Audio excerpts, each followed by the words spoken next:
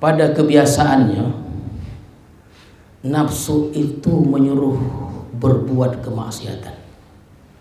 Disuruhnya kita berbuat maksiat, disuruhnya kita berbuat hal-hal yang tidak baik. Itulah kojo nafsu.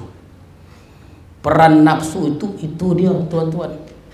Disuruhnya kita berbuat kejahatan, dan itu jelas dan nampak, tuan-tuan sekalian. Di situ letak kebahagiaan nafsu. Nafsu kok ada juga bahagian sonangnya dia. Dan letak kesenangan nafsu itu kalau kita berbuat maksiat, berbuat jahat. Dan dia senantiasa menyuruh kita berbuat jahat. Tapi kadang-kadang nafsu itu juga menyuruh kita berbuat taat.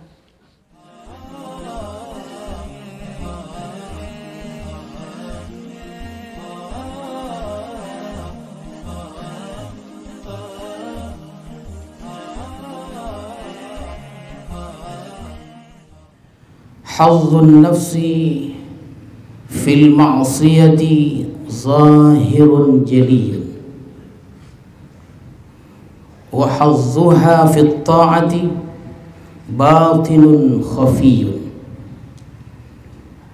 wa mudawatu ma yakhfa sa'bun ilajuh. Bermula bagian nafsu dalam suatu kemaksiatan itu jelas dan nampak. Bermula bagian nafsu dalam suatu kemaksiatan jelas dan nampak, zahirun jaliyun. Memanglah artinya maksiat itu dorongannya dari nafsu, tuan-tuan sekalian. Dan bagian nafsu di dalam ketaatan itu batin tersembunyi. Wa mudawatu ma yakhfa sa'bun ilajuh, dan mengobati sesuatu yang tersembunyi itu, tuan-tuan sekalian, sulit pengobatannya. Sa'bun ilajuh. Nah, itulah dia lebih kurang terjemahan hikmah yang ke-157 ini. Pada kebiasaannya, nafsu itu menyuruh berbuat kemaksiatan. Disuruhnya kita berbuat maksiat, disuruhnya kita berbuat hal-hal yang tidak baik. Itulah kojo nafsu. Peran nafsu itu dia, tuan-tuan. Disuruhnya kita berbuat kejahatan, dan itu jelas dan nampak, tuan-tuan sekalian. Di situ letak kebahagiaan nafsu. Nafsu kok ada juga bahagian sonangnya dia. Dan letak kesenangan nafsu itu kalau kita berbuat maksiat, berbuat jahat. Dan dia senantiasa menyuruh kita berbuat jahat. Tapi kadang-kadang nafsu itu juga menyuruh kita berbuat taat. Disuruhnya kita berbuat taat, disuruhnya kita berbuat kebaikan-kebaikan. Oleh karena itu, kalau kita berbuat baik, waspadalah. Tengok-tengoklah kebaikan yang kita buat yang disuruh oleh nafsu itu. Kenapa? Karena boleh jadi kebaikan, ketaatan yang kita buat itu bukan karena Allah Subhanahu wa ta'ala. Paten nafsu nih. Kata orang bersilam, paten nafsu nih. Handal dia. Disuruhnya kita berbuat taat, maka hati-hatilah tuan. Ditilik elok-elok, ditengok elok-elok. Kalau kita berbuat taat itu untuk apa? Boleh jadi kita berbuat taat, kita berbuat kebaikan oleh seruhan nafsu itu, rupanya bukan karena Allah Subhanahu wa ta'ala.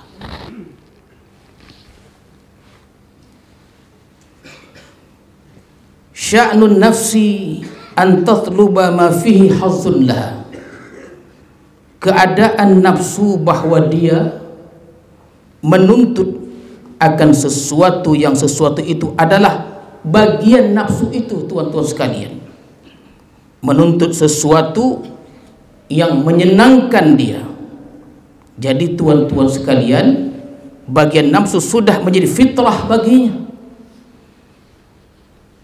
karena nafsu itu memang mencari kesenangan. Dia goma, dia gembira, itulah kesenangan nafsu itu. Wa hazzuha fil ma'asi zahirun jaliyun, bermula bagian nafsu, kesenangan nafsu dalam kemaksiatan itu nampak dan jelas. Tadi sudah kita sebutkan, nampak dan jelas dia. Kastilzazin bil muharramat wa tarkil wajibat, seperti dia senang, bersenang-senang dia, berlezat-lezat dia, meninggalkan, berlezat dengan bil muharramat, dengan yang diharamkan oleh Allah Subhanahu wa taala, wa tarkil wajibat, dan meninggalkan kewajiban-kewajiban yang Allah wajibkan kepadanya. Itulah kesenangan nafsu itu. Jadi tuan-tuan sekalian, kesenangan nafsu itu berbuat kemaksiatan, meninggalkan kewajiban agama lah dia.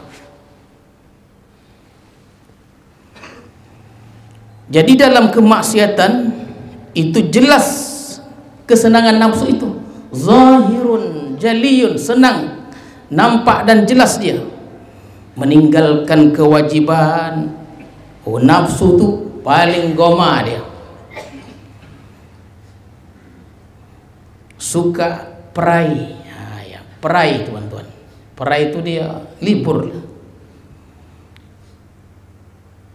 Suka dia santai, dia istirahat, dan itu memang fitrahnya nafsu. Bekerja malih paling goma dia tu. Bekerja 1000, tak bekerja 500. Bekerja tak bekerja 1500. Tu dia.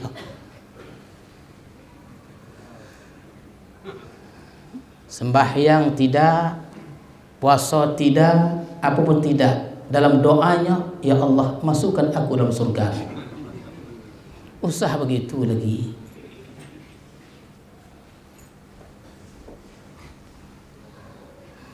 Orang awam memang begitu. Ondak sonang aja dia. Tengoklah di jalan-jalan tu, apapun tak ondak orang tu. Tapi bab masuk surga, dia yang paling ondak duluan. Ya, surga ni ada syarat-syaratnya. Masuk surga ni gratis, masuk neraka berbayar. Orang lebih suka memilih yang berbayar itu. Masuk nosah gratis, masuk diskotik bayar, dipilihnya bayar tu.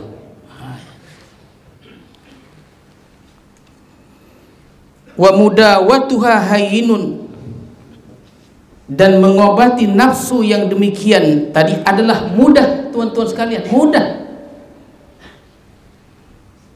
Asal mau berobat, artinya bisa berhasil, tuan-tuan sekalian.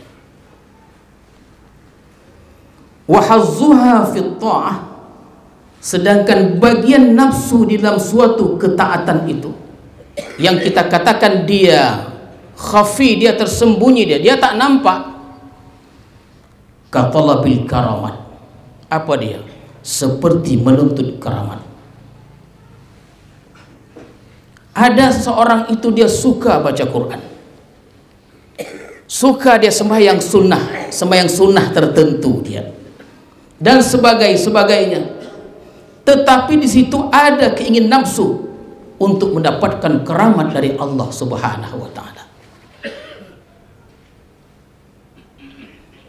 Itulah di antara maksud bagian nafsu dalam ketaatan itu.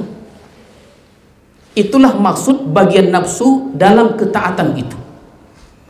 Mungkin kita tidak menyadari ini baik, ini boleh-boleh saja, tuan-tuan sekalian, boleh-boleh saja kita melaksanakannya.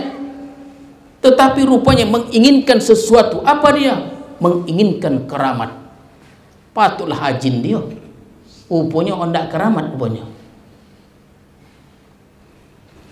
walittila bil mughayyabat, seperti ingin mengetahui perkara-perkara yang gaib. Misalnya dia mengamalkan satu surah dari Al-Quranul Karim dengan harapan bisa mengetahui perkara-perkara yang gaib. Ini adalah bagian nafsu dalam sebuah ketaatan, tuan-tuan sekalian. Jadi terkadang kita ingin menceritakan bagaimana level ketaatan orang-orang yang dekat dengan Allah itu. Kalau tak mampu kita, memang payah kita mencontoh ini, tuan-tuan sekalian. Tapi kita citokan bagaimana level-level manusia itu. Misalnya dia baca satu surah 1000 kali supaya dapat keramat, supaya dapat mengetahui isi hati orang lain. Inilah ini maksud dengan bagian nafsu dalam sebuah ketaatan itu.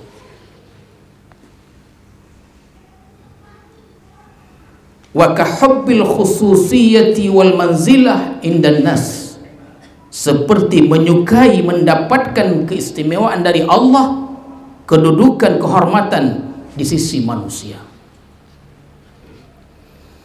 Wirid saja kojonya. Ada kan tak elok wirid? Elok. Dibacanya sesuatu al-aurat wirid itu. Ya, tuan-tuan jangan salah faham. Dibacanya.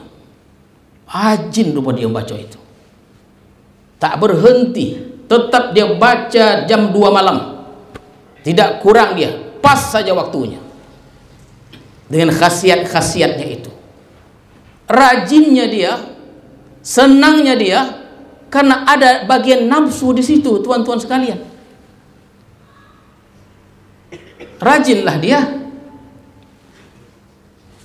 Ini namanya batinun khafi. Bagian nafsu dalam hal-hal tersebut adalah batin, lagi tersembunyi dia, tuan-tuan sekalian. Itu memang ibadah. Semua orang akan mengatakan bahwa itu adalah ibadah kepada Allah, tapi ibadah itu keinginannya untuk mendapatkan satu keistimewaan dari Allah Subhanahu wa taala. Ini bagian nafsu. Berarti dia ibadah itu bukan semata-mata mencari keridhaan Allah Subhanahu wa taala. Keridhaan Allah itu artinya kesenangan Allah. Kalau kita beribadah kan untuk kita mempersembahkan untuk kesenangan Allah. Ibadah kita limardatillah. Apa arti untuk kesenangan Allah? Bukan untuk kesenangan kita. Untuk kesenangan Allah Subhanahu wa taala. Dia bertahap itu, bertahap. Dari awal, memang awalnya untuk kesenangan kita, tapi orang-orang yang arifin, orang yang dekat dengan Allah, ibadah mereka itu semuanya, tuan-tuan sekalian, limardatillah, hanya karena Allah Subhanahu wa taala. Wa mudawatuha as'abu minal awal. Mengobati ini lebih sulit dari yang awal, tuan-tuan sekalian. Kan nafsu ini dia menyuruh orang berbuat kejahatan. Itu memang kojo nafsu.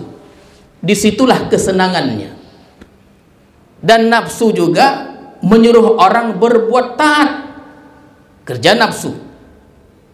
Ketaatan dibuat itu ada suruhan nafsu juga. Maka tuan-tuan sekalian, mengobati orang nafsu, menyuruh orang berbuat ketaatan itu jauh lebih sulit mengobati orang nafsu itu yang berbuat kejahatan tadi itu. Ini hati-hatinya nih.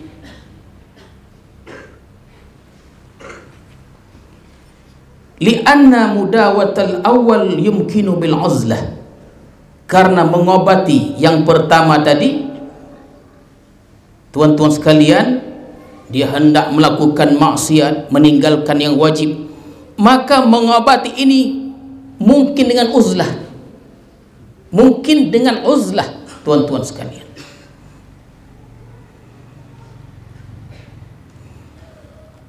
Kan nafsu itu menyuruh orang dia berbuat hal-hal yang tidak elok. dia minum arak, dia berzina dan lain-lainnya, berkata-kata dengan perkataan yang tidak bagus dan hal-hal negatif lainnya. Mengobati ini lebih mudah tuan-tuan sekalian dari mengobati orang beribadah menuntut keramat. Itu lebih sulit.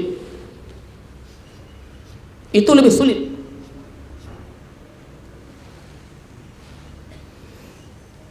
Makanya alhamdulillah kalau ada tamu, dia sampaikan kepada kita, dia tidak bisa lagi menangani, ya terjadi sesuatu pada keluarganya, bawa dulu ke Besilam, kita tengok, bukan serta merta ya datang bersuluk, tidak begitu dia tuan-tuan sekalian.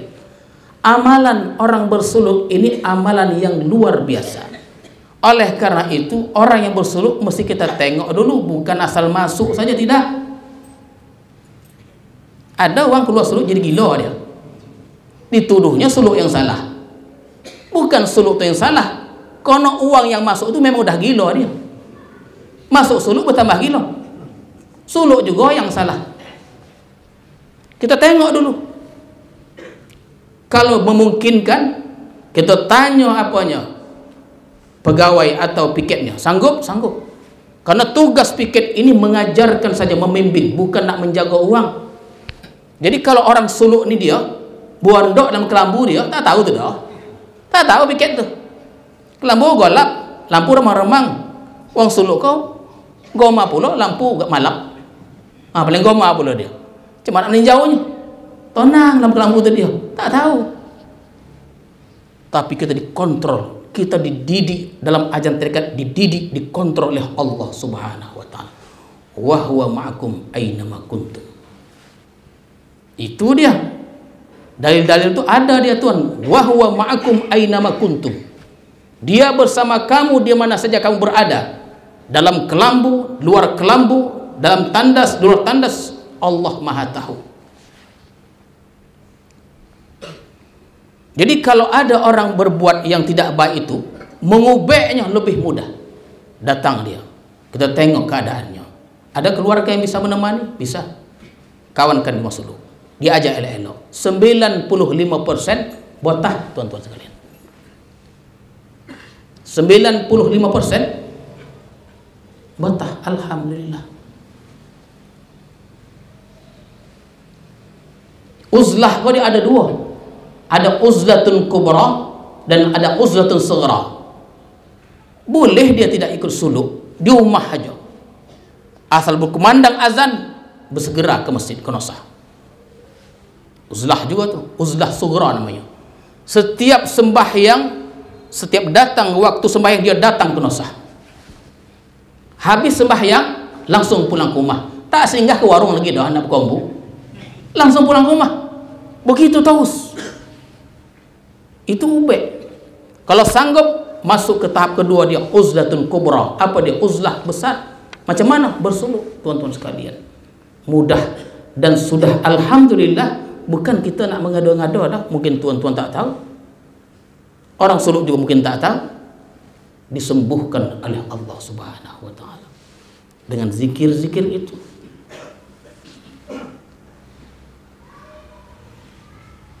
Jadi mengobatinya itu tuan-tuan sekalian dengan uzlah. Dia minum arak, dia berzina, dia berjudi. Sekarang judi online luar biasa nih, poning kepala maknya. Habis dijualnya segala apa yang ada di rumahnya itu. Kalau dia mengambil harta milik ayah dan ibunya, mungkin tak begitu besar masalahnya. Karena judi tadi, masalah itu muncul kalau harta yang diambilnya itu adalah harta orang lain. Di tengah jalan pula tidak ambilnya. Asal terletak Honda tu, dia dibawanya. Yang kita takutkan dimasakan orang dia. Meninggal mati di tengah jalan. Sebab apa? Sebab begitu.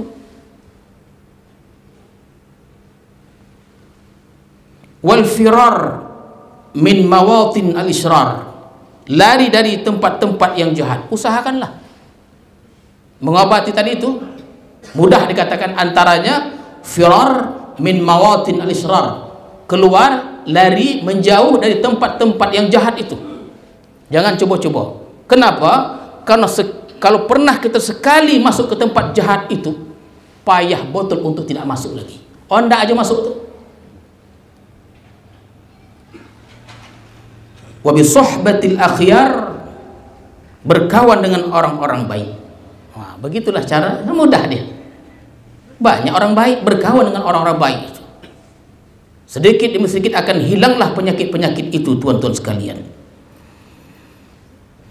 Yes, kalau selama ini berkawan dengan orang yang suka menggunjing, dia akan ikut, tuan-tuan sekalian. Lama kelamaan dia akan ikut, terikut-ikut dia. Akhirnya dia yang paling hebat dalam mengunjing orang. Kenapa? Awalnya tidak, karena sahabatnya semuanya begitu. Akhirnya dia menjadi orang yang paling hebat dalam hal itu. Maka dikatakan man sahibal akhyar saral akhyar wa in kana minal asyrar. Orang yang bersahabat dengan orang baik, dia akan menjadi orang baik, walaupun pada awalnya dia adalah orang yang jahat, tuan-tuan sekalian. Kan mudah.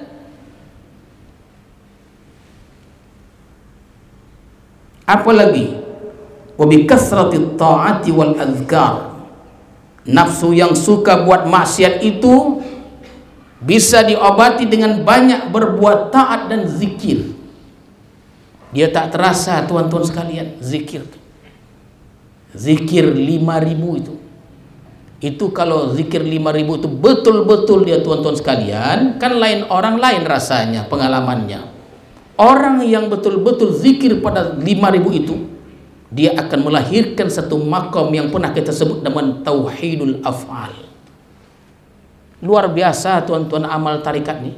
Kalau betul zikir 5.000-nya itu, dia akan sampai kepada tahap tauhidul af'al, mengesahkan perbuatan, bahwa segala perbuatan itu adalah perbuatan Allah Subhanahu wa taala. Lalu bagaimana dia? Maka timbullah sikap dia tidak akan benci lagi kepada siapapun. Kenapa? Karena dia tahu bahwa segala perbuatan itu adalah perbuatan Allah. Hilanglah sifat benci dan segalanya itu. Oh, wali itu dia, jadi wali akhirnya. Jangan dicari-cari wali itu. Wali itu muncul sendiri nanti dia. Nanti kalau dicari tak dapat. Jadi dia beramal saja, usah mengharapkan apa-apa, Allah akan berikan. Kalau Allah sudah ridha, Allah akan berikan, tuan-tuan sekalian. Wasama'il ayat wal akhbar, mendengar ayat-ayat Al-Quran dan hadis-hadis Rasulullah sallallahu alaihi wasallam. Itulah diantara cara mengobati orang yang selalu berbuat maksiat kepada Allah. Begitu dia, tuan-tuan sekalian. Salah satu caranya itu, dan sekian cara itulah dia. Di antara yang terakhir itu wasama'il ayat wal akhbar, mendengar ayat-ayat Al-Quran dan hadis-hadis Rasulullah sallallahu alaihi wasallam. Ancaman-ancaman tentang orang-orang yang berbuat kejahatan itu. Walhasil, mengobati nafsu yang suka buat maksiat, tuan-tuan sekalian, mengobati nafsu yang suka buat maksiat tidak terlalu sulit, asal mau berobat akan ada hasilnya. Bi khilafis tsani, berlainan dengan yang kedua, iko memang susah mengobatinya. Beramal ondak keramat. Ya tuan-tuan, yang macam Giko lebih payah mengobatinya. Orang yang seperti ini dia tidak mampan, dia kata ulama sufi, tak mampan dengan uzlah. Kalau uzlah dia makin menjadi-jadi, tuan-tuan. Kalau dia uzlah dia makin menjadi-jadi. Anak diubeknya hati tadi itu, supaya dia tidaklah mengharapkan yang ini yang itu, akan menjadi-jadi, tuan-tuan sekalian. Dibawa baca banyak selawat, zikir, boleh jadi akan bertambah sakit. Makin mengharapkan dapat keramat dia. Karena orang ini nafsunya ingin keramat. Buat taat, tapi ada keinginan nafsu di situ.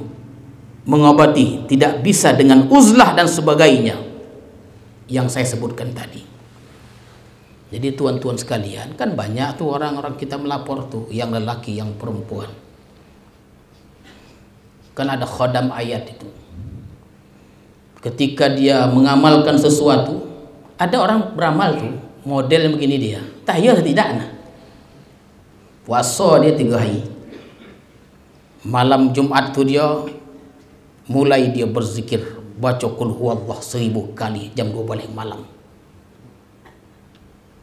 Ajin. Kenapa?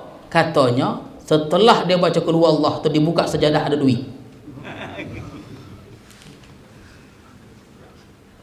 Tengok tuan-tuan. Katanya pun memang pernah ada kejadian katanya. Dapat duit 2 miliar. Semangatlah dia.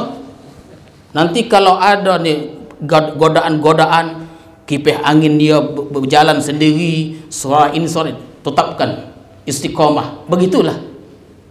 Ada orang mengamalkan satu surah, kan banyak laporan kemari. Katanya berjumpa dengan ini, berjumpa dengan itu. Hati-hati tuan-tuan sekalian. Ada juga orang mengamalkan sesuatu yang pada akhirnya ia ingin menjadi seorang dukun contohnya. Mujarab pula itu. Setahun, 2 tahun, 3 tahun. Pengaruh sebagian luar biasa orang banyak. Tapi ingat, di penghujung hayat kita itu, dia akan nampak kesan pengaruh dampaknya itu di penghujung hayat orang-orang yang begini ini, tuan-tuan sekalian. Dia amalkan satu surah, betul surah itu elok, diamalkannya puluhan tahun, sehingga lahirlah sesuatu, dibacanya pula di atas bukit tengah malam, datang sesuatu, yakin dia ada hasilnya. Hati-hati, memang nampak hasilnya setahun, 2 tahun, 3 tahun, tapi di penghujung hayatnya itu masalahnya di situ, tuan-tuan sekalian. Yang datang tuh apa? Kita tak tahu.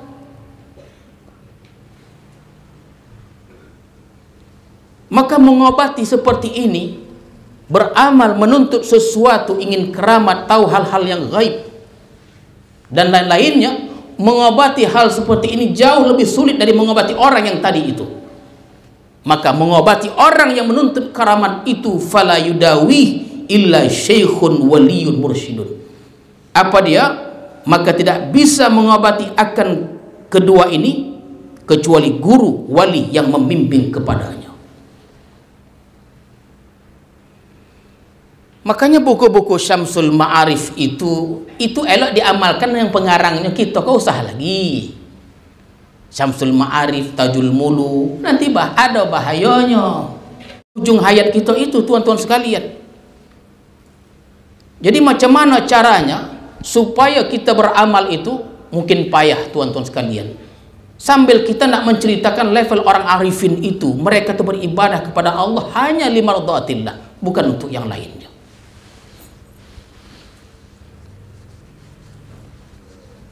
Tapi bagi orang-orang awam, mungkin tahap awal boleh-boleh aja lah. Boleh jadi dengan mengamalkan seperti itu berubah dia.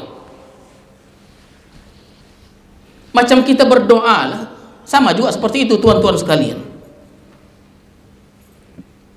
Maka mengobati seperti ini, fala yudawi illa syekhun waliyun mursyidun. Dulu ada Syekh Abrokan. Beliaulah sebagai tokohnya beliau itulah, sentralnya beliau.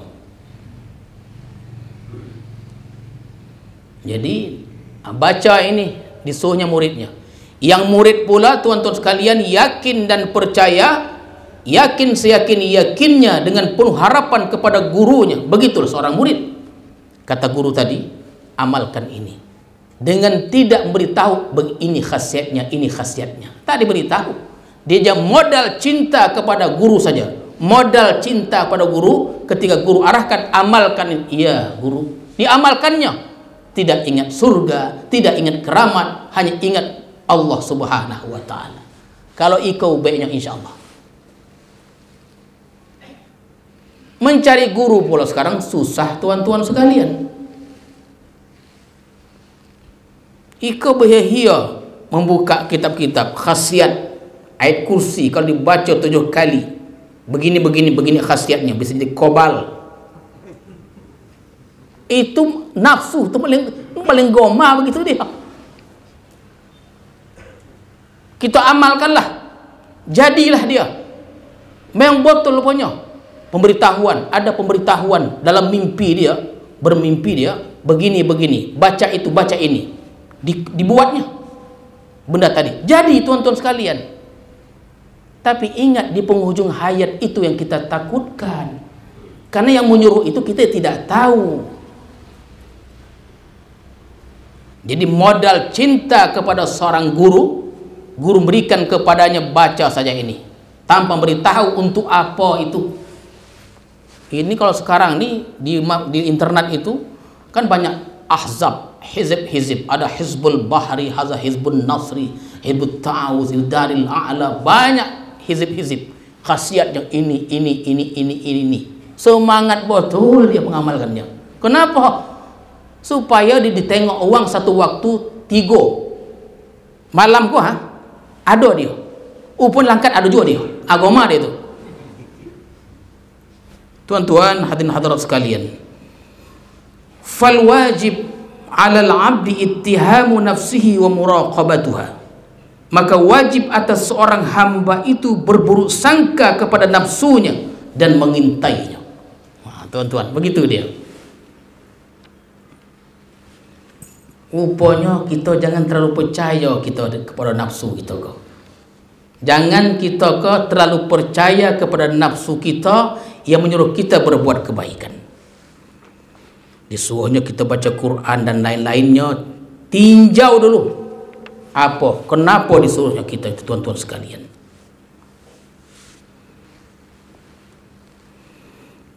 Fa idza istahlazathu bi syai'in min at-ta'ah fa akhrijha 'anha ila ghairiha min at-ta'ah fa in thaqulat fa'lam anna hazzun wa laysa limardatillah subhanahu wa ta'ala.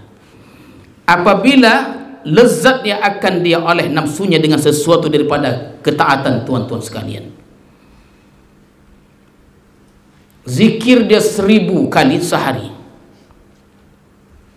sedap aja dia.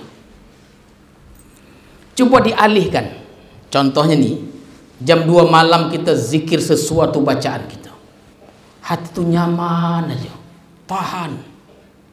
Coba kita tukar baca Quran pada jam yang sama, maleh. Padahal baca Quran kok lebih ridha lagi, karena dia kalamullah. Kenapa baca Quran itu agak maleh, ikut dia sonang? Itu ada sesuatu yang kita inginkan, tuan-tuan sekalian. Di situ artinya ada bagian nafsu itu, tuan-tuan sekalian. Mestinya kalau jam 2 itu baca zikir dia sodap, baca Quran pun sodap. Tapi kenapa baca zikir sodap, baca Quran tidak sodap? Apa masalahnya? Sampai ke tahap itu, tuan-tuan sekalian. Dikhawatirkan ada bagian nafsu di situ. Ya, mungkin zikir ingin mendapatkan rahasia-rahasia dan sebagainya, tuan-tuan sekalian. Contoh sembahyang qadaan. Ini kalau kita belum kita bayar qada, itu qada lah. Dalam mazhab Syafi'i itu di qada dia. Maleh qada. Tapi kenapa witir duha ni rajin dia? Duha ni terus menerus. Kenapa duha ni nyaman aja dia? Totap jam 8, totap jam 9. Qada ni mau tak mau, padahal qada itu dia mesti dibayar. Artinya ada sesuatu ini, ada bagian nafsu di situ, tuan-tuan sekalian. Ada orang yang wajib, yang rajin tawaf dia, oleh ibunya disuruh mengambil sesuatu, tak mau dia, dipertahankannya. Ada sesuatu di situ, tuan-tuan sekalian. Jadi kalau kita pindah dari satu amalan kepada amalan yang lain, sama dia, yang satu nyaman, yang satu tidak nyaman, dikaji elok-elok kenapa nyaman itu dia. Boleh jadi ada bagian nafsu di situ. Kalau kita orang awam ni tak peduli dah, buat sajalah. Ini kita menceritakan bagaimana orang-orang yang arif billah itu dalam taat kepada Allah Subhanahu wa taala. Kata Rasulullah sallallahu alaihi wasallam, "A'da aduwik nafsuka allati baina jambayk." Kata Rasulullah, paling musuh dari musuh itu adalah nafsu engkau yang ada di dalam diri engkau. Karena nafsu ini, tuan-tuan sekalian, dia bisa mengemas kebaikan itu. Bahkan yang tak elok pun dikemasnya menjadi baik, tuan-tuan sekalian. Begitu lihainya nafsu ini. Kalau kita bisa memerangi nafsu, tuan-tuan sekalian, bisa kita memerangi nafsu kita, mendidik nafsu kita, itulah yang disebut oleh Rasulullah jihadul akbar. Jihad akbar, jihad yang besar. Rupanya tuan-tuan sekalian, melawan orang kafir di medan perang dikatakan jihad kecil. Yang besar itu jihad melawan hawa nafsu. Jadi berperang melawan hawa nafsu ini jauh lebih besar berbanding jihad atau perang melawan orang kafir di medan perang. Kenapa? Kenapa perang melawan hawa nafsu ini jauh lebih besar dia? Jihadul akbar. Jihad di medan perang itu jihadul asghar, kecil. Jawabannya adalah karena jihad berperang melawan hawa nafsu ini 24 jam. Tak berhenti, tuan-tuan sekalian. Satu hari, satu malam, pagi, petang, kita tidak berhenti berperang. Bahkan dalam konsep tarikat, matanya, telinganya, lisannya, tangannya, kakinya, perutnya, kemaluannya mesti dijaga. Perang itu nampaknya tuh. Berapa lama? 24 jam. Tak ada hentinya.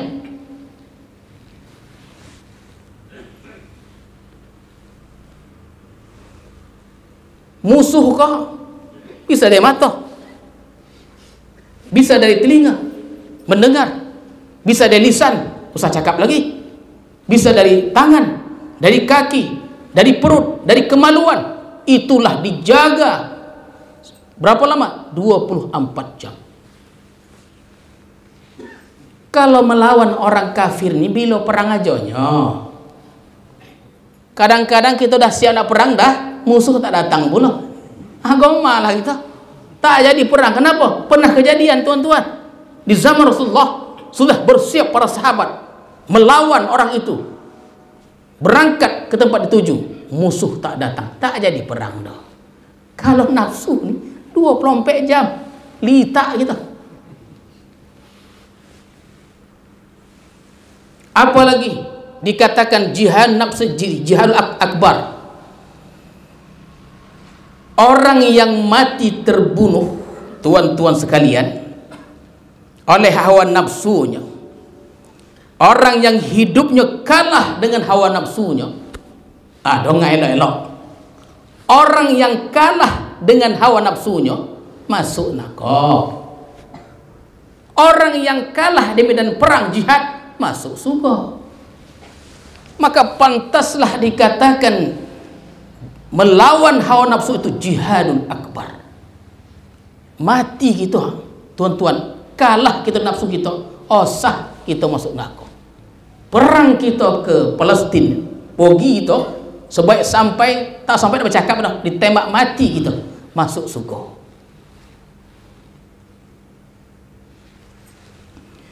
Kama waqa'a li ba'dihim annahu haddatsatu nafsuhu bil khuruj ila al-ghazwi wa azharat lahu anna dhalika lillahi ta'ala faqala ya rab nabbihni li maqsidiha fa inni muttahim laha.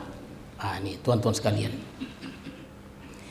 ada sebagian ulama, tadi kan kita sudah sampaikan, kalau kita disuruh berbuat taat, tuan-tuan, ini kita menciptakan aja nih. Tak sanggup kita nak mengajarkannya dah. Menciptakan, mudah-mudahan kelak kita sampai ke tahap itu. Kalau tuan nak berwirid, berwiridlah. Mengharapkan keramat, bantailah. Kalau mungkin dengan jalan itu akan berubah di tengah perjalanan. Tapi orang-orang arif tidak mau dia begitu. Maka ada sebahagian ulama, tuan-tuan sekalian, suatu hari nafsunya menyuruh dia untuk berperang. Seorang ulama, yang ulama ini tidak berhenti sembahyang, yang wajib usah ditanya, yang sunnah tak bisa dilawan. Begitu hebatnya ketaatannya kepada Allah Subhanahu wa ta'ala. Rajin dia taat sembahyang dan lain-lainnya.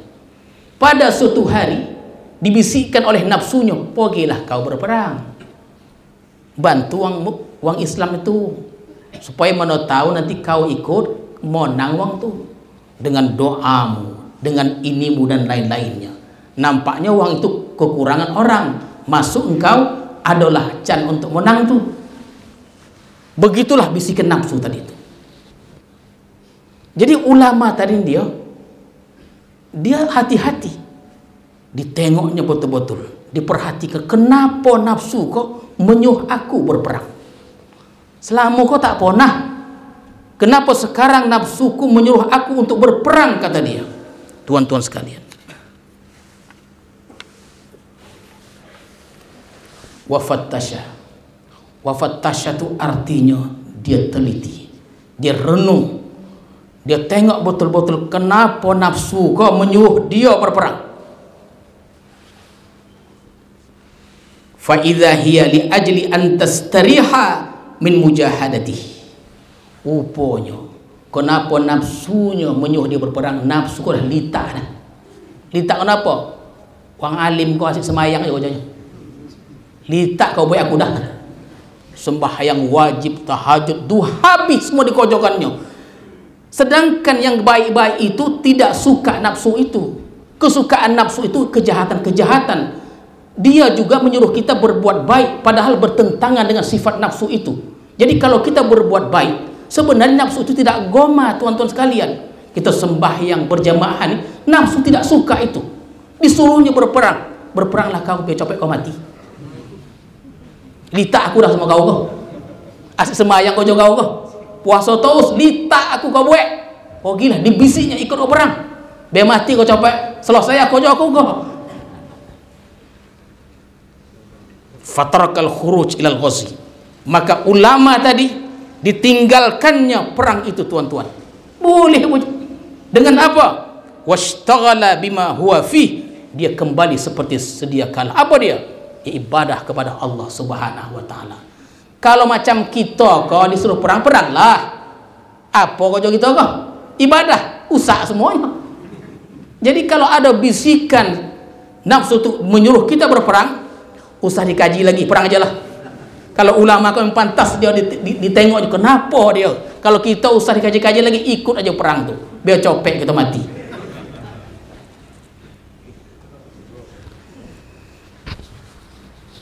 A'udzubillahi minasyaitonirrajim. Bismillahirrahmanirrahim.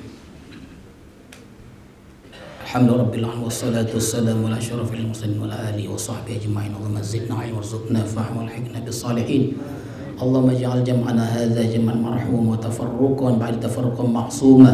Wa sallallahu ala sayyidina Muhammadin wa ala alihi wa sahbihi ajma'in. Walhamdulillahirabbil alamin. Assalamualaikum warahmatullahi wabarakatuh.